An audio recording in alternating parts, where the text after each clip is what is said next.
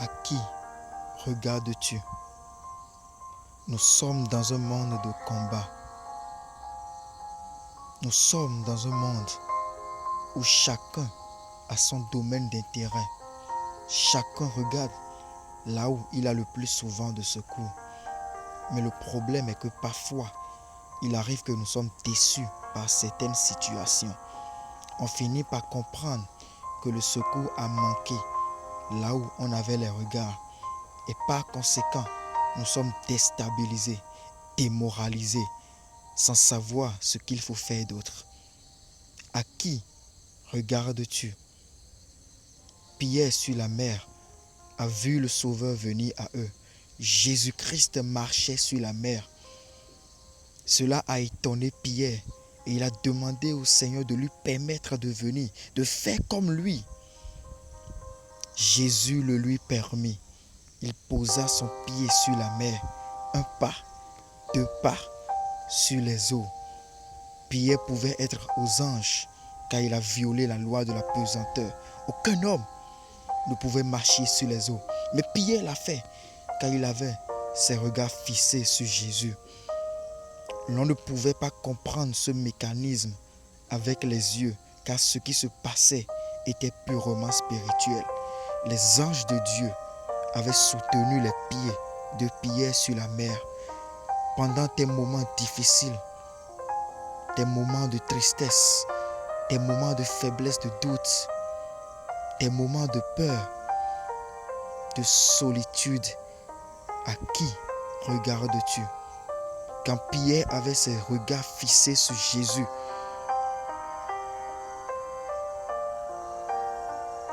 on pouvait dire qu'il avait le contrôle de la situation.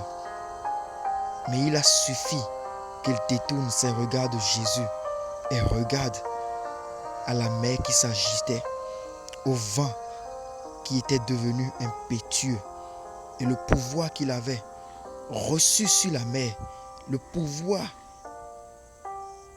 que le regard qu'il a posé sur Jésus lui avait conféré, ce pouvoir qui lui permettait de marcher sur les eaux.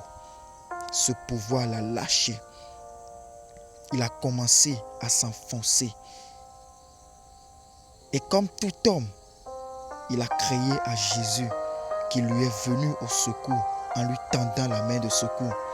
Du fond de la fosse, au cœur des problèmes, il y a quelqu'un qui ne déçoit jamais. Son nom est Jésus.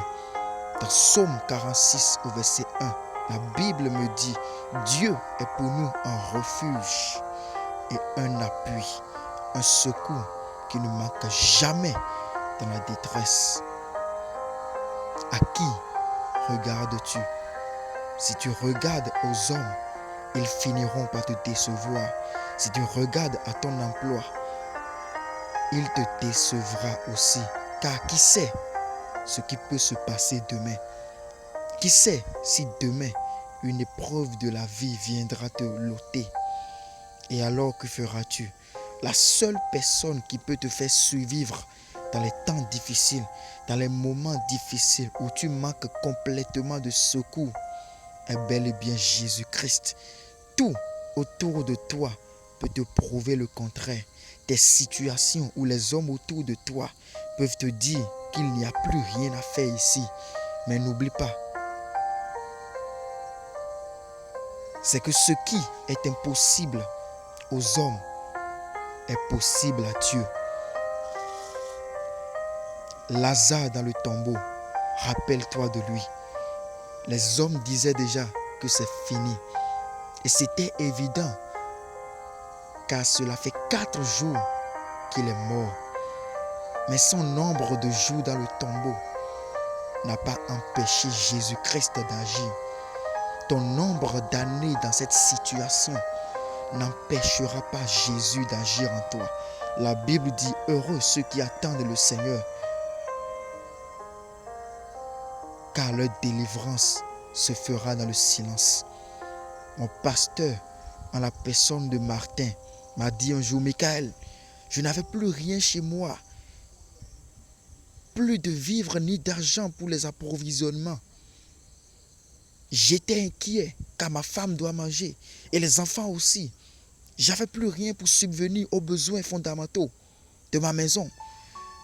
Mais je me suis rappelé d'un passage. Ne vous inquiétez de rien, mais en toute chose, faites connaître vos besoins à Dieu par des prières et des supplications avec action de grâce. Et la paix de Dieu qui surpasse toute intelligence gardera vos cœurs et vos pensées en Jésus-Christ. J'ai regardé à ce passage et j'ai été faire mon devoir de pasteur à l'église. Juste après le culte, le Seigneur a pourvu à mon besoin.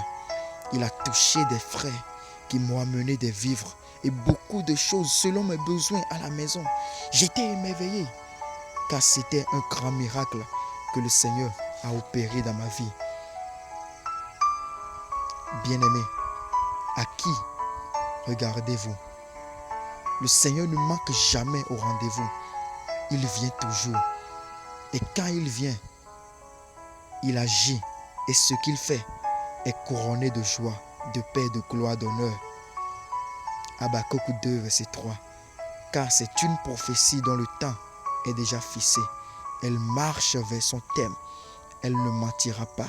Si elle tarde, attends-la, car elle s'accomplira. Elle s'accomplira certainement. Si Abraham a obtenu son fils à 100 ans de sa vie, peu importe ton âge ou peu importe le dire des hommes, le Seigneur te le fera à toi aussi. Fixe-le, regarde-le, attends-le, même si tu vois qu'il tarde. Ne regarde pas à ton âge, ni à ce qui peut te décourager, mais regarde à lui Jésus, à la croix. Il te tend la main. Si les hommes veulent te distraire, comme la femme de Job, ne les laisse pas. La vie est un combat et nous avons toujours le choix de ce qu'il faut faire. Et notre réussite dépendra du choix qu'on aura fait. Que le Seigneur te bénisse. Amen.